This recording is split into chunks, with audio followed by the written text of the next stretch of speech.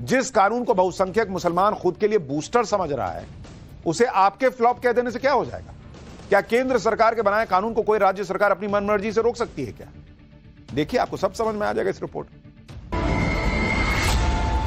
बंगाल के मुर्शिदाबाद की तस्वीरें देखिए, ये किसी खत के लिफाफे की तरह है। इसे देखकर आपको खत के मजमून का अंदाजा मिल जाएगा। मुर्शिदाबाद में पिछले 3 दिनों से विरोध के नाम पर हिंसा हो रही, लेकिन शुक्रवार को तो मुर्शिदाबाद जल ही उठा। जुमे की नमाज हुई, शांति का पाठ हुआ और फिर अद्भुत अमन शांति से भरी भीड़ जगह जगह आगजनी करते नेशनल हाईवे पर उतरी। जो भी सामने आया उसे आग के हवाले कर। पहले सड़क पर खड़ी गाड़ियों पर अमन का पैगाम उतरा, फिर अमन की आगजनी का दौर शुरू हो गया। सरकारी बसों को आग के हवाले कर दिया गया, ट्रक और बाइकों को जला दिया।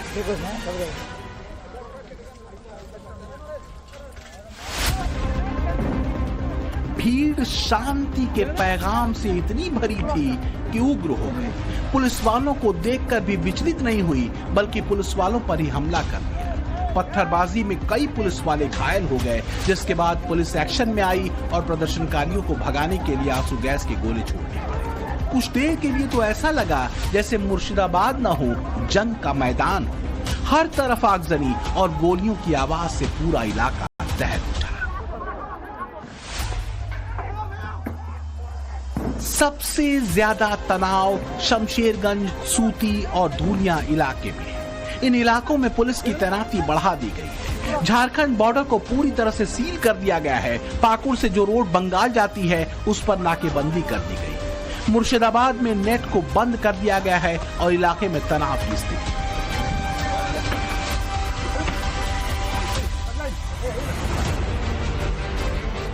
अब आप ये कहेंगे कि ममता के मंत्री क्या कर रहे थे? उनकी जिम्मेदारी तो बड़ी थी, अमन चैन कायम करना उनकी जिम्मेदारी थी। तो वो एक मजलिस में ये बता रहे थे कि कोलकाता किस किस तरीके से ठप किया जा सकता है।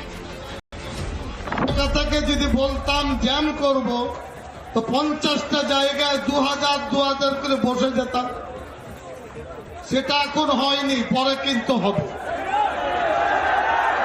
বলে করব বলে প্রথমে জেলাকে একটু টাইট করি, তারপরে কলকাতার 50টি জায়গায় 10,000 হলে কত লাগবে?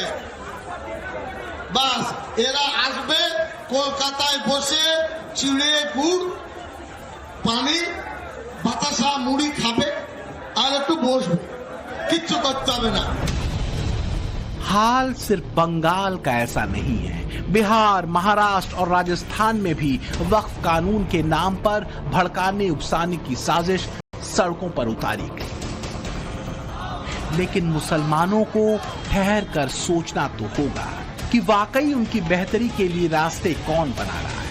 जो समझदार हैं वो ऐसे प्रदर्शनों से दूर हैं, जो बखूबी जानते हैं कि सरकार की नीयत वक्फ कानून में संशोधनों के जरिए वास्तव में मुसलमानों को ही फायदा पहुंचाने की है। समर्थन इस तरह से है कि एक सकारात्मक काम होना चाहिए। आज सरकार जो कदम उठा रही है, ये कदम बहुत पहले पिछली सरकारों और हमारे मजहबी लीडर और समाजी लीडर जो मुस्लिम हैं, उनको मुस्लिम समुदाय की का गरीबी और पिछड़ापन और दुर्बलता पे उनको पे नजर होनी चाहिए। मुसलमानों में पसमानदा मुस्लिम सामाजिक, आर्थिक, राजनीतिक और शैक्षणिक रूप से काफी पिछड़े हैं। मुस्लिम वोट बैंक पर दावेदारी करने वाली कथित सेकुलर पार्टियों और वक्फ बोर्ड में काबिज मुसलमानों के ठेकेदारों ने क्या वाकई मुसलमानों का भला किया? ना तो वक्फ बोर्ड ने और ना ही पिछली कथित सेकुलर सरकारों ने 85% पसमानदा मुसलमानों के बारे में सोचा, विचारा। उनको उनके हाल पर छोड़ दिया गया। यहाँ तक कि मुसलमानों की बेहतरी के लिए दिए गए सच्चर कमेटी के सुझावों तक को रद्दी की टोकरी में डाल दिया गया। सच्चर कमेटी की सिफारिशों पर गौर करिए जरा।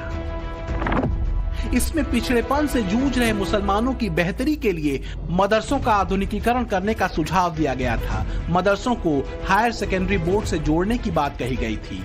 मुस्लिम महिलाओं को माइक्रो लोन की सुविधा देने की बात कही गई थी और वक्फ संपत्तियों के बेहतर इस्तेमाल करने का भी सुझाव पिछली सरकारों को दिया गया था, लेकिन एक भी सुझाव नहीं माना गया।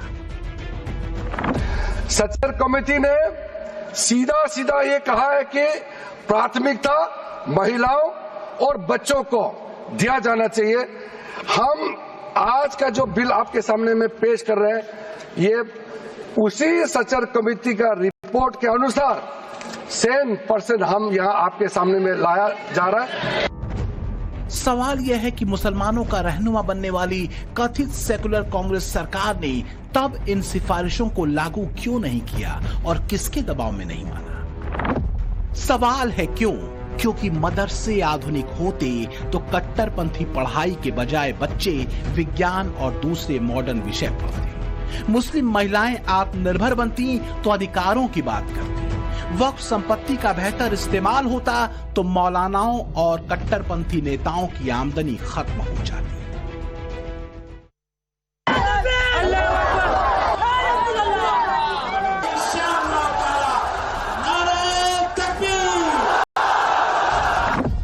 यही वजह है कि कट्टरपंथी नए वक्फ कानून से भड़के हुए हैं और मुसलमानों को भड़काने में लगे, क्योंकि मुसलमानों ने सही गलत को समझा तो वक्फ कानून विरोधी जलसों में नहीं आएगा।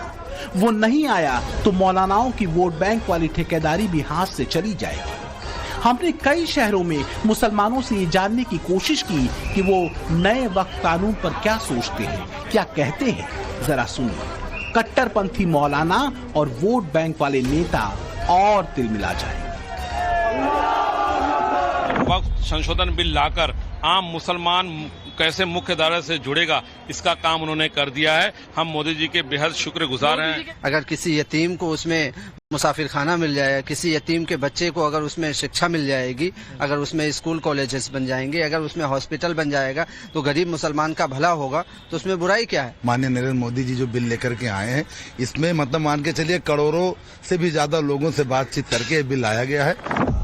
सच ये है कि वक्फ कानून पर मुसलमानों की ऐसी ही आवाजों से मुसलमानों के मसीहा बनने के दावे करने वाले किचकिचाए हुए। तरह तरह के पैंतरे उन्हें भड़काने के लिए अपनाए जा रहे हैं। कुछ पैंतरे तो इस बात की टोल लेने के लिए भी हैं कि मुसलमान वाकई उनके साथ भी हैं या नहीं।